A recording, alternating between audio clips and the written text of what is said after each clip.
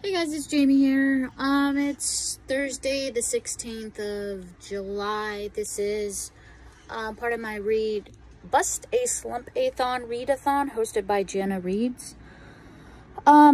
So I haven't read in the last couple days. I finished Long Bright River on the 14th, and that was the day I took me and my husband and a couple friends. We all went to the zoo. Took my son there for the first time. It was my first zoo trip too. It was pretty cool. They didn't have a lot of animals there that day, but it was good. I mean, I felt sorry for the gorilla they had. He was the only one in there, and that was a big cage just for him. It was so sad. Today I read a little bit of this.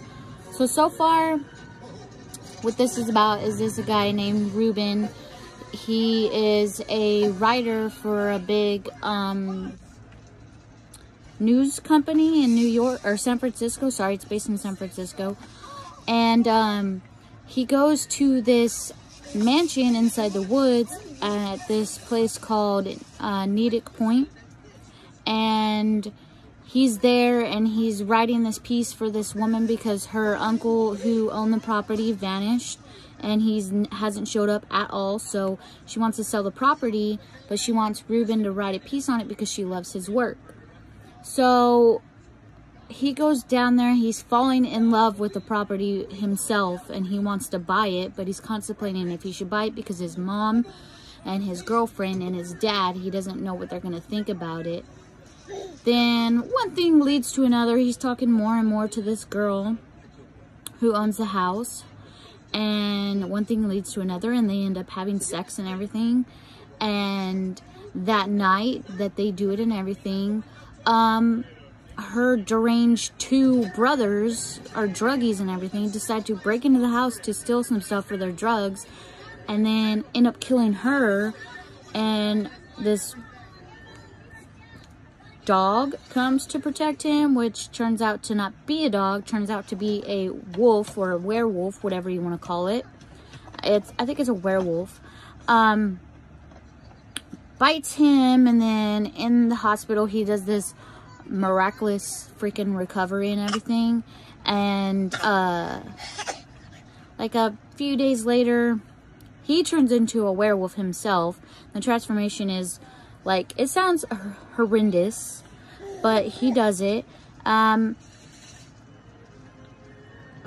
finding out in the hospital that the woman that he got close to and everything and ended up doing stuff with gave him the house and everything in the house after meeting him for that one night. Like, it was crazy. His mom's telling him to get rid of it and everything, and he's like, no, I'm not getting rid of it. I want it. I want to keep it. So he keeps it. Lawyers do their thing. Sorry if you could hear that. My son just hit one of his toys. So he keeps it. And he, in here so far that I've gotten to, these people steal a bus full of kids and have them for ransom and everything. He finds them and finds the people, kills them, and in the process of finding them and everything, he finds a dead kid, and he's contemplating if he should bury the kid out of respect or leave him for the cops to see. And he's having a hard time with it because he doesn't want to just leave the kid exposed, and he doesn't want the other kids to see him, but they do, and they freak out, so he just runs away. But he feels good about himself because he helped find the kids and everything, which they were gone for a long time. I think maybe like a month or something, or not a month, but almost a month or something like that. But so far so good. This is good. Long Bright River was good. I gave it 4 stars. I don't know. I really don't know what to say about that book. Like, it's a detective book. Something I don't really read, and I picked it up because of Gabby Reads. She talked about it a lot. She said it was one of her favorite books. I wanted to pick it up because I picked up books that Gabby has suggested before, and I really liked them. And this was no exception. I really liked Long Bright River too. I wish I had a physical copy though, because I listened to it on audiobook, and if I had a physical copy, I think it would have been a lot better for me. because I like rushed through it in one day, and I feel like if I had a physical copy, I could have taken my time with it. Yeah, and then that's for one of my prompts in the What's the Slumpathon, is my most anticipated book of 2020 was Long Bright River. As you've seen before, I finished Peter Pan, which was my mood read. I'll probably read some more mood reads. I still haven't done my number generator one. I think I'll do that in the next couple days, as I still need to do a book haul, and most of my books are for the generator are in the book haul. I'm also reading, I'm in the middle of, crap, I'm dropping things. Sorry guys. I'm also in the middle of reading Captain Underpants to my son.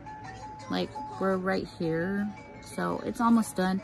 I could probably bust this out today with him, like actually finish it today, because it doesn't take that long to read Captain Underpants, and I loved this as a kid, and I know he likes it because he just wants to grab the book from me, and right now he's staring at me because I'm holding it up. That's why I'm laughing. I'm so sorry guys. So I'll probably finish that with him today and knock that off my reading list. And I think the only other prompts I have are obviously the number generator thing. Read one of your favorite all-time books. That's Harry Potter. And then a book that I haven't finished yet, which is Scream and Scream Again, which those are both for my reading rush, and the reading rush is coming up, so I'll be able to bust those out before the end of the month, which is good. I'm also listening to this book called Fortuna. It's like a scientific space opera thing. I think I'm gonna DNF it because it's just not my style. Like, I don't really like it. Like, at first it was really good because it was deep, and it was talking about space, and I love outer space. Like, it's so cool. Now it's getting into parts where it's like, why is this necessary to your story? Like, you're just dragging on. It's on and on. It's constant. I think I'm just gonna DNF it because it's not getting good whatsoever, and I can pick up a different book for that, or listen to a different book. Right now, that's the only audiobook I have, so I might just look up and find a different audiobook, because that's just, oh, too much. I don't like it. But so far, that is my check-in. Whoa, my book. Sorry about that. I probably just, no, I didn't lose my spot. Okay. So far, not counting today's stuff, I'll probably just put today's numbers up tomorrow of what pages I read. But on the 14th, I read 482 pages, which was the entire book of Long Bright River. So far, so good for the Bust a Slumpathon. There was a couple days where I didn't read because I was just busy with my son and didn't really feel like picking up a book, even though I really am loving this book, and I just, when I get into it, I don't want to put it down, but it is a chunker, sort of. I mean, it's like 500 and something pages, and I'm on page 172, so I have quite a ways to go. This is like somewhat dense. Like, they talk about way too much. Some of it just drags on, and it's like, okay, and is there a point to why you're doing this? But whatever. If you hear something in the background, it's my son, and my son is watching Toy Story as usual.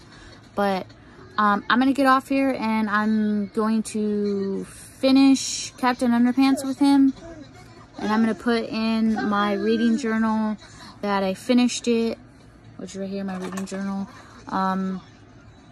and then either read some more of The Wolf's Gift tonight, or just finish Scream and Scream again. And this was for read a book that you started but didn't finish yet. Finishing it, 5 out of 5 stars. It was really good, really enjoyed it. I would like to read more anthologies, and some of the stories in this were really, really weird and different and strange and out there. And I think that R.L. Stine, if he had any indication of picking any of these people for the stories, I think they were really, really good, and he chose really well. And I wouldn't mind me reading it again because it was really good. And if you hear that, that's my son. I'm sorry. He's playing with his toys. And the next book I'm going to pick up might be Harry Potter. I don't know. I'll keep you guys posted. Okay, bye. Everybody, just finished Super Sons. And that was read whatever you want. It was like a mood read. I decided just to read it. I am still currently reading The Wolf Gift. I'm on page 176. So far so good. I really like it a lot. He just, like I said previously, he saved some kids.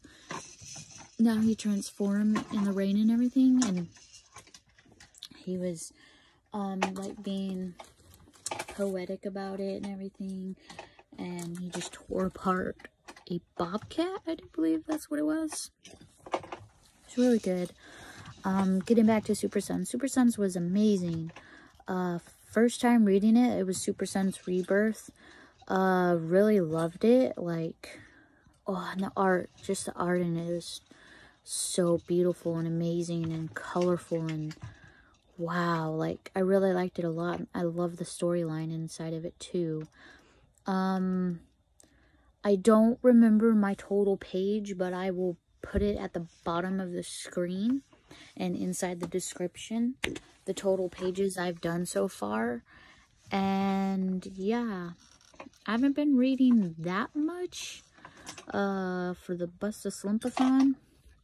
Plus, I am participating in the reading rush, but I'm not counting the books or pages I read for the reading rush for the Bust a Slumpathon, because I don't know if it counts or anything. I haven't contacted Jenna to ask her, but I'm not going to count them.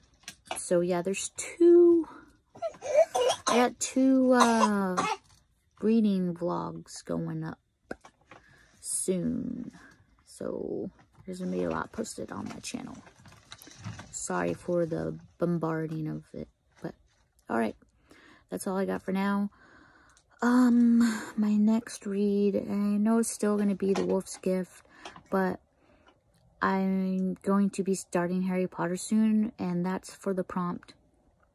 Read your favorite childhood book.